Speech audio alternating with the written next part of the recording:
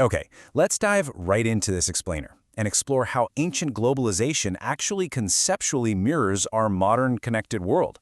We tend to think of rapid information exchange as this entirely modern phenomenon, right? Something born in the era of fiber optic cables and giant server farms. But what if the infrastructure for global connection is actually ancient? Really think about it. During the Han Dynasty, we're talking over 2,000 years ago here, a massive 5,000-mile stretch of trade routes was established. This was, arguably, the world's very first internet. It was just this unprecedented communication link, bridging Asia, Europe, and Africa. Ideas, technologies, and goods were literally moving across continents at a scale that was previously unimaginable. When you consider the sheer, vast geography of this network, you really have to wonder how anyone survived out there, let alone conducted global business. To thrive in this incredibly diverse and honestly pretty harsh environment, the network relied heavily on vital oasis stops. Places like the city of Turpan emerged not just as spots to grab water, but as absolutely essential hubs where wandering armies, intrepid merchants, and entirely different cultures collided, mingled, and swapped information. But of course, an information network of this magnitude, spanning thousands of miles of brutal deserts and mountains, doesn't just magically happen. It requires massive physical infrastructure. If the Silk Road was the ancient internet, well, it needed physical servers to process the incredible volume of traffic and keep the data and the actual people carrying it safe and moving along. Enter the caravanserai, or Rabat. Now, these were definitely not your simple roadside rest stops. Think of them as heavily fortified, basically impenetrable hubs built directly along the caravan routes. After a grueling, weeks-long trek across the desert, a merchant caravan could pull into a caravanserai and finally find absolute security. They functioned as fortress residences that could literally withstand armed raids and sustain a siege for days, completely protecting the merchants, their incredibly valuable property, and all their livestock. The anatomy of these hubs was just brilliantly purposeful. They were typically built as massive squares wrapping around a huge inner courtyard. The first floor was pure, bustling utility. You had your stables, huge warehouses for goods, animal fodder, and commercial services like bakeries and even barber shops. It's basically ancient mixed-use zoning. But the second floor was a totally different vibe. It was completely dedicated to quiet residential sleeping rooms where weary travelers could actually get some rest. And always, right smack in the center, was the lifeblood of the whole operation, the crucial water wells and cisterns. To really put the staggering scale of this operation into perspective, let's look at the city of Bukhara Sharif, which was one of the great trade centers of the era. In that territory alone, there were over 50 different caravanserais operating all at the same time. Together, they hosted up to 5,000 merchants, every single day.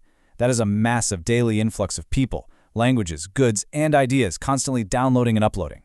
And again, these weren't just basic motels. They were dynamic information and commodity exchanges. General caravanserais acted as global wholesale markets, where merchants caught up on international news and fluctuating prices. But what's truly wild is the specialization. Some hubs catered to incredibly niche needs. For instance, there was a caravanserai known as the Filkhana. It was operated specifically for Indian merchants who literally traveled with caravans of elephants. Just imagine the sheer logistics of parking an elephant. Other hubs specialized entirely in a single commodity, dedicated completely to trading just silk or tea or even raisins. So, if these caravanserais were the physical servers powering the network, what was the actual data being transferred? Well, all that immense wealth and interconnectedness led to some profound cultural refinement. And perhaps nowhere was this data more visibly expressed than in Tang Dynasty China. Let's zoom in on that for a second. Back then, a visual sense of beauty could literally be found everywhere, from the imperial palace all the way down to the local streets. In ancient China, the immense wealth and the progressive, cosmopolitan ideas flowing into the empire through these trade networks totally transformed personal grooming. It went from a basic daily chore into a highly skilled, revered art form. This pursuit of beauty was an absolutely indispensable part of the culture.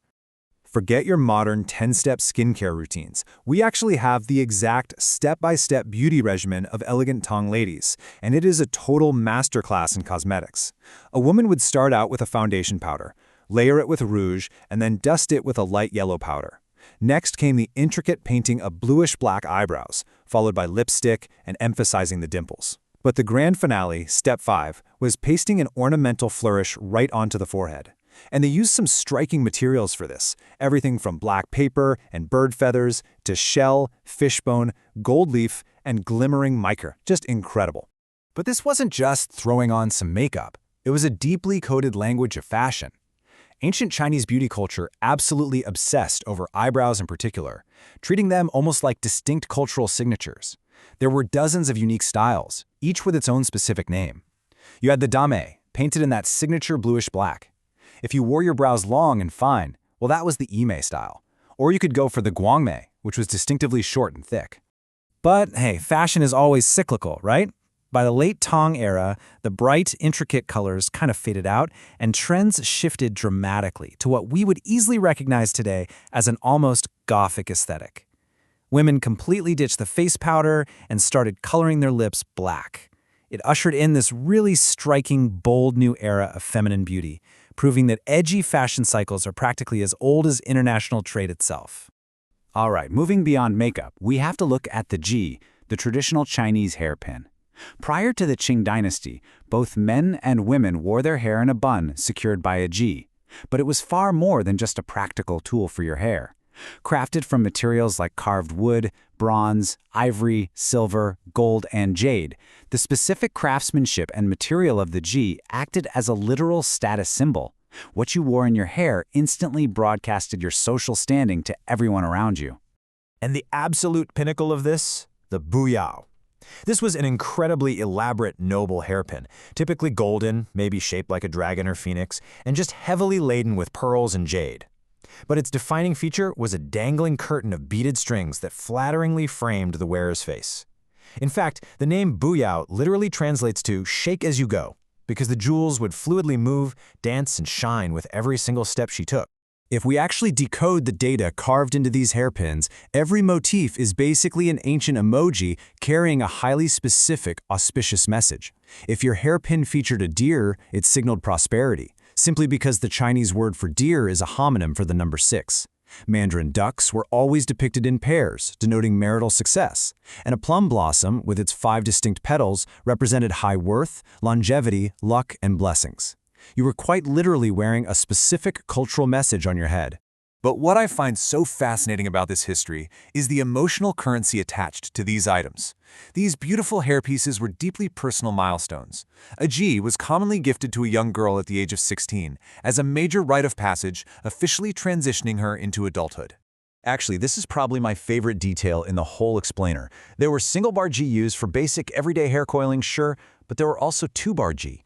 When lovers were forced to separate, maybe one was a merchant setting off on a dangerous months-long journey right across that very Silk Road we talked about earlier, they would take a 2-bar ji and literally snap it in half. Each person kept one piece as a solemn promise that one day they would be reunited. It so perfectly contrasts the massive, sweeping danger of the trade routes with a profoundly relatable, intimate human experience. So, let's bring it all together. How exactly does an intricately carved gold hairpin in the Tang imperial court connect to a massive 5,000-mile trade network full of desert fortresses and merchants on elephants? It connects because the wealth, the safety, and the cross-cultural exchange facilitated by the huge physical infrastructure of the Silk Road directly fueled this artistic flourishing. The ancient internet of caravanserais is what made the spread of this hyper-specific cultural identity totally possible. Ultimately, history isn't just a boring list of dates and empires. It's the story of a timeless human pursuit. Whether it's building impenetrable fortresses out in the Bukhara Desert to secure global trade, or carefully painting bluish-black eyebrows, or even snapping a golden hairpin as a promise of love, it's all driven by our deep human need for connection, security, and beauty. It really leaves you wondering, centuries from now, what pieces of our digital data will they dig up to understand who we were?